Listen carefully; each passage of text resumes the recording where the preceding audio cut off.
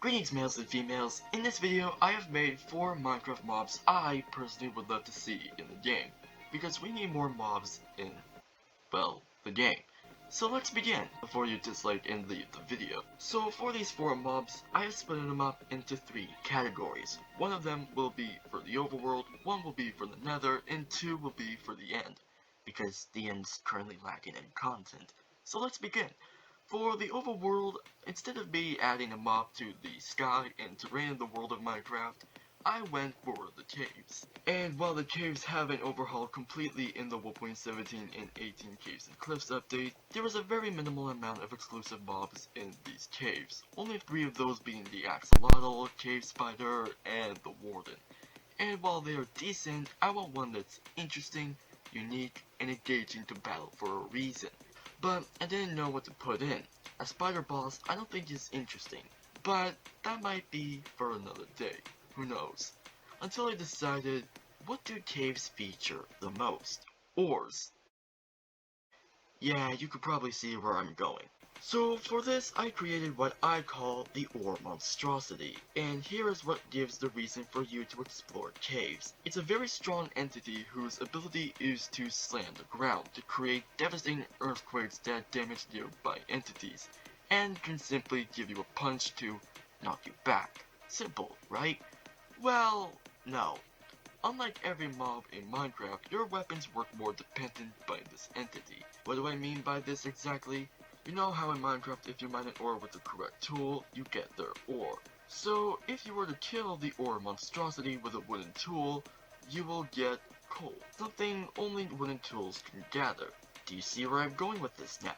So if you were to kill it with an iron tool, it will drop ores that only iron tools can garner.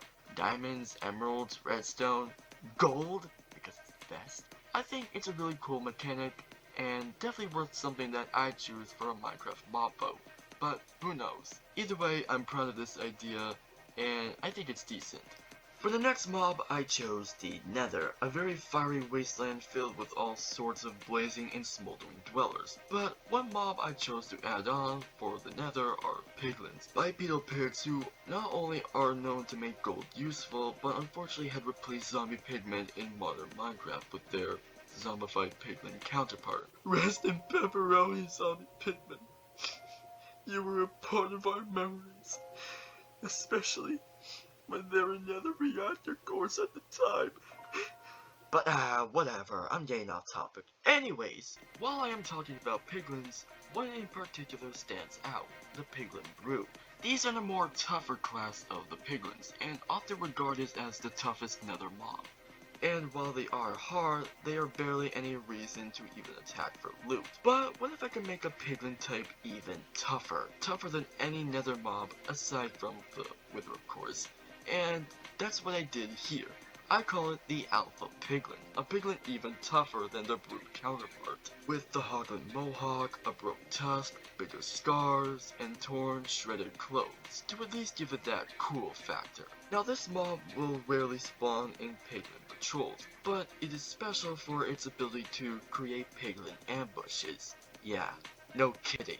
The Alpha Piglin will create a mark as a sign for piglins to head to that destination to prepare for a piglin ambush. And when it squeals roaringly, it will charge with its greatly enchanted golden axe. Now for the battle itself, it's relatively the same as a piglin brood, but the reward is what makes this so special of what I guess you could call a mini boss fight. While it can drop its greatly enchanted golden axe, when slain you will be bestowed the Great Alpha effect, where piglins will revere you as their true warrior. Thus piglins will not attack you even if you are not wearing pieces of gold armor, even piglin brutes. But a very cool mechanic with the Great Alpha effect is you can order piglins as your own followers by gifting them gold ingots with up to a maximum of 5. However, keep in mind if you do attack a piglin, you will lose the effect. So personally, I think this is a pretty well balanced idea. It's got a cool design, fun to fight or engage, and features a great reward. Nearly at the end, we have the end. Yes, the floor here is made out of floor. Considering how barren and desolate the end is currently, these 2 mobs should spice it up to make it reasonably explorable. For the first one, this was an inspired feature that's already in the game, Striders, as currently there is no way of traveling in the end with ease. Sure, you can bridge, but what if you fall, you realize you were in hardcore, and the next thing you break your base? Okay, I'm actually very sorry for that, but for this scenario, I created the Bloat, the end version of the Strider who, instead of having no arms, has no legs.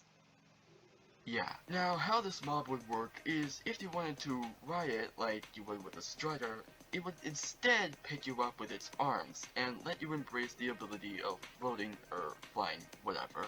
This mob not only would be found in the Outer End District, but also the end where you fight the Ender Dragon. However, if you actually wanted to keep one of these, you would have to bring it with a lead, because you can't tame it, unfortunately. But personally, an idea like this would be suiting for the end in my opinion. And while it doesn't do much aside from that, it certainly has an interesting idea for sure. But for the final end mob, we have this little guy. These are known as mimics, extraterrestrial simians who will reside in the Outer End District, and they could be seen climbing on chorus planes. Now, normally when you think of mimics, you might think of those Minecraft mods that add mimic chests, mimic slimes. Now this one completely knocks both off the charts, because this mob instead uses the ability of camouflage. When tamed with chorus flowers, they can piggyback ride on you, which, by the way, is so cute!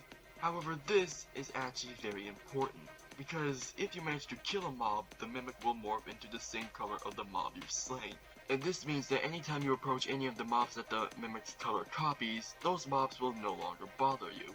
So, if you are one of those people that always get annoyed by creepers because they always blow up your house, well, this little guy solves that problem.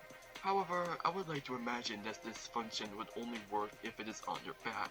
Otherwise, I think it would be too overpowered. So those were my 4 mobs I think would be fantastic for the game. And which one of these was your favorite? If you have any feedback you'd like to point out on these mobs, comment down below. I totally respond to every single comment. Wink wink. Well, that's it for the video. Bless you a gold today. Peace!